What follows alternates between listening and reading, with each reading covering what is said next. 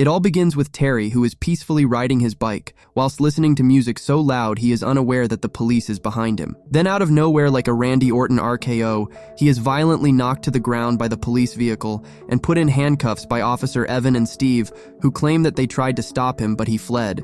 The duo then begin to investigate him and ask personal questions before searching his bag, though they found no hits on him. They retrieve a package from the search, but Terry denies for them to look inside and instead opts for a K9 to search the package. However, when he learns that this could take up to an hour, he gives permission for them to search it since he is in a hurry and he knows he has nothing to hide. When they do so, they find a ridiculous amount of money, so they confront him about it, believing it to be drug money. He, however, clarifies that the $10K out of the $36K is to post his cousin's bail at the courthouse, and he will use the rest to buy a truck. After listening to all of that, the police decide to confiscate the money, believing it to be drug currency, when they learn that Terry's cousin was arrested for possession of weed. But he tells them that he obtained the money after selling his car and the steaks he owned in a Chinese restaurant. However, the officer doesn't really care and informs him that he will get a letter in the mail within the next 30 days, which will allow for him to fight for his money. But if he decides to go through with it, they will issue an arrest warrant and put him in jail for conspiracy. And if he chooses to ignore it and let it by,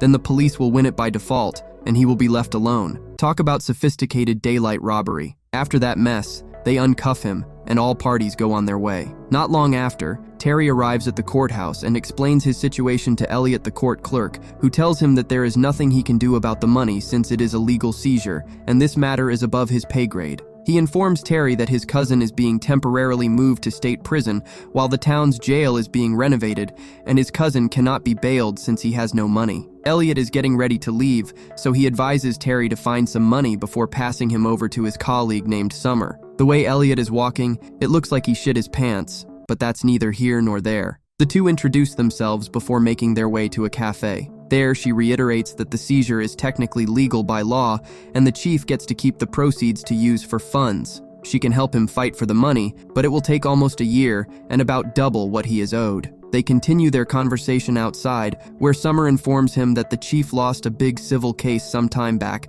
so he had to change his ways. She gets more information regarding Terry's cousin, whose name is Mike. She notes that his bail is set quite high for his charge. We come to learn that Mike had snitched on a high-up gang member who was later put in jail, so if he gets moved to state prison, they will chew him up. Summer advises him that they have time since the move is in a few days, so she tells him to get more money if he can before that day. After their meeting, Terry calls his restaurant business partner to send him $10,000 as soon as possible.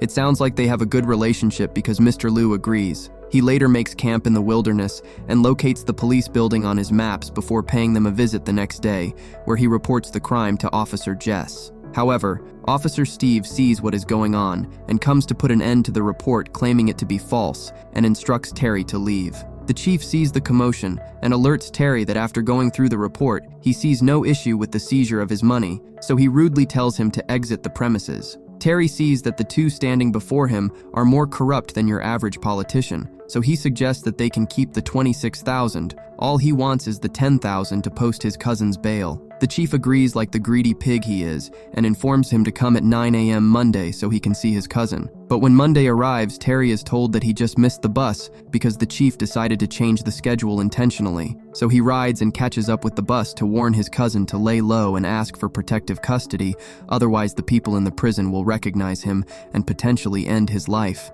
After that, he returns to the town and calls Mr. Liu to send the $10K as soon as possible, but he informs Terry that the deal is off the table because his city police are in his establishment, searching up the place as a result of the road incident earlier. With nowhere else to go and completely pissed, he returns to Summer to see what she can do for him. They meet at an alleyway where she tells him that she did some digging and found some foul play by the police department which could get Mike out. But for now, since time is of the essence, his only option at the moment is to get the $10K. All the while, Terry arrives at the station while they are inside conducting research on him. Jess sees him outside and alerts the chief, who goes to confront him. During their conversation, it turns out that though the chief saw the offer to be reasonable, he decided to reject it due to arrogance. He didn't like the fact that Terry came into his office and set terms in front of his officers. So since his ego was bruised, he decided to play games with Terry. As all that was going on, Jess and Steve learn that Terry taught jujitsu to the 6th Marine Regiment, so Steve tries to warn the chief, but it's too late. Terry disarms the chief and manhandles Steve before calmly directing them both inside the building. He sits them down and makes Jess apprehend them with her handcuffs, after which he gains access to the armory and property room where he collects his money. However, he only takes $10K because he's an honorable man and wants to stick to the deal they had. He lets Jess escort him out of the building with an empty gun, and she tells the guys outside to stand down because everything has been sorted out. When they reach a safe distance, he cuffs her to the car and drops off the keys a good mile ahead, and then makes his way to the courthouse while the rest of the police are looking for him. When he enters, the security guy senses that he's a bit nervous, so he asks Terry if he's good while reaching down to get what I thought was a gun, but he pulls out a large cup of diabetes with extra fizz. Terry wastes no time and successfully goes to pay the bill before the cops come in to apprehend him. After getting a medical checkup, Evan along with the chief go on a car ride with Terry, where the chief expresses his regret for all that happened because he did not know who Terry was, so he asks for a truce. They finally arrive at their location, which is a hospital. The chief returns his $26,000 back to him and informs him that his cousin got stabbed up London style in prison. Of course, this news makes Terry angry, so a deal is put on the table. The chief bought the truck and tells him to take the money, collect the truck, and forget all this happened. He also warns Terry never to step inside his town again, otherwise he would be put in jail for 30 years for the antics he pulled off at the police station. He agrees and goes into the hospital, where it is revealed that his cousin died as a result of his injuries. He is later picked up by Summer, and as they drive out of town, she tells him that she did some more digging,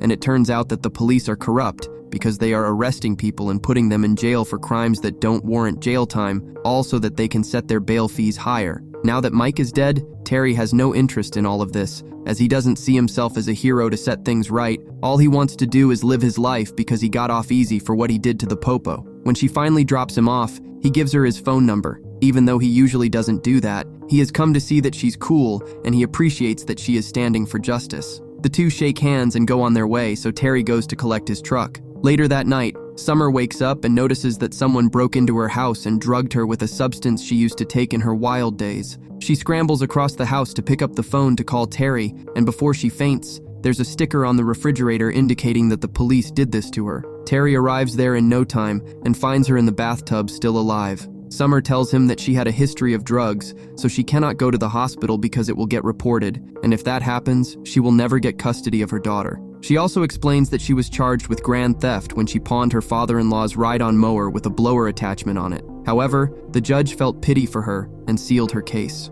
Nevertheless, she heads off to work that morning and is called to the judge's office for her to provide a random urine sample because he was tipped that she was involved with drugs. After providing the sample, Summer is completely devastated because she knows everything will be taken away from her. Meanwhile, as Terry tries to quietly make his way out of town, he is seen by Steve and pulled over with the road in front of him and behind him being blocked by officers.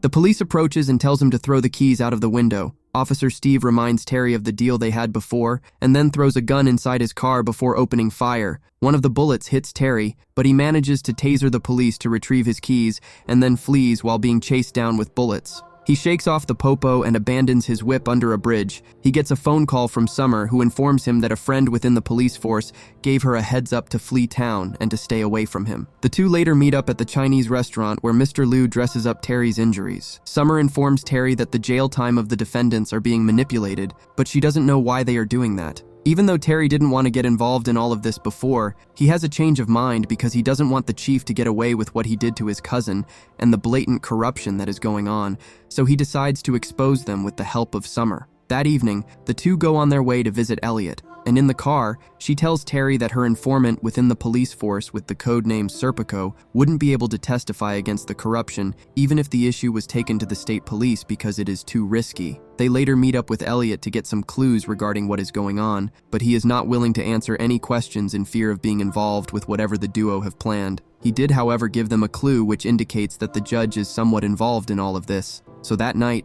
they break into his home to ask some questions. Turns out that there was a civil case against the chief and his police force that almost bankrupted the town, and because of that, the police was no longer getting funding from the government, and as a result, they began seizing money unlawfully and gave a cut to the judge so that everything will be processed within the town. Although forfeitures are legal, the way in which the town police were operating was illegal, and all their criminal activity was caught and recorded on the dash cam, which can serve as evidence against them. With this in mind, the duo decide to steal the footage, which is located in the vault of the courthouse. The judge tries to do self-deletion by taking too many meds, but Summer calls an ambulance for him before leaving. When they arrive, they see that the police have already planned to burn the evidence room, but the two put out the fire and take the SD cards before reigniting the flames to avoid suspicion. But before they leave, Summer decides to get her urine sample back, and Terry tells her not to be too long and should meet him in the back when she's finished. But as he waits in the car, he sees Summer being put inside a vehicle because she got caught by the police.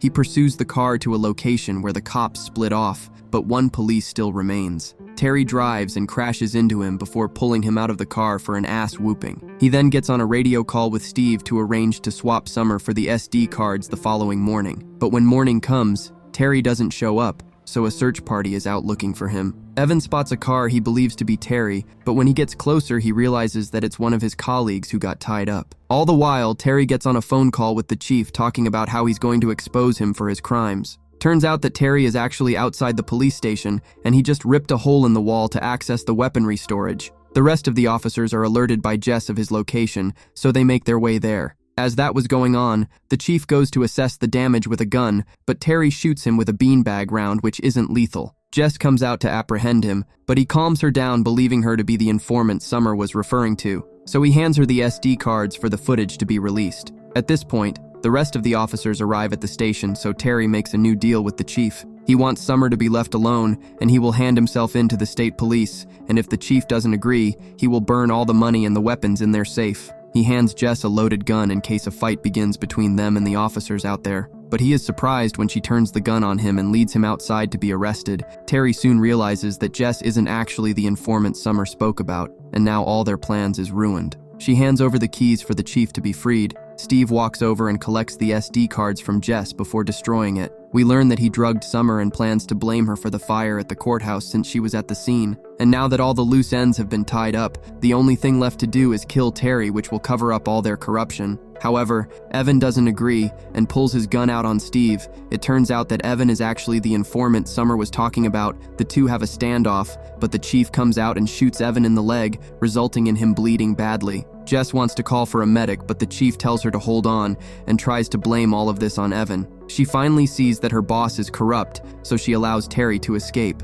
He runs behind a police vehicle to take cover along with Evan. It turns into a shootout with the chief having the intention to kill Terry. Evan tells Terry to switch on the police siren in his vehicle. This will activate the dash cam, which recorded everything that happened, because once the siren is switched on, it records everything that happened 3 minutes before. Terry goes on a rampage and takes out all the police before handing a spectacular beatdown to Steve. He successfully enters the police car Jess is in and turns the siren on, which begins recording and has caught everything that happened. He administrates medicine that will help revive Summer and then puts an injured Evan inside the car before taking off. Steve holds onto the car trying to stop them, but Summer wakes up and pushes him off. Evan tells him that the recording of the footage is stored in the trunk just in case something happens. The chief, along with his men, pursue the trio who now have a flat tire. They are quickly caught up, however. Jess understands the situation and crashes into the chief, which takes him off the road. She then tells the non-corrupt police to escort Terry and the rest to the hospital, while she detains the chief for shooting an officer. When they arrive at the hospital,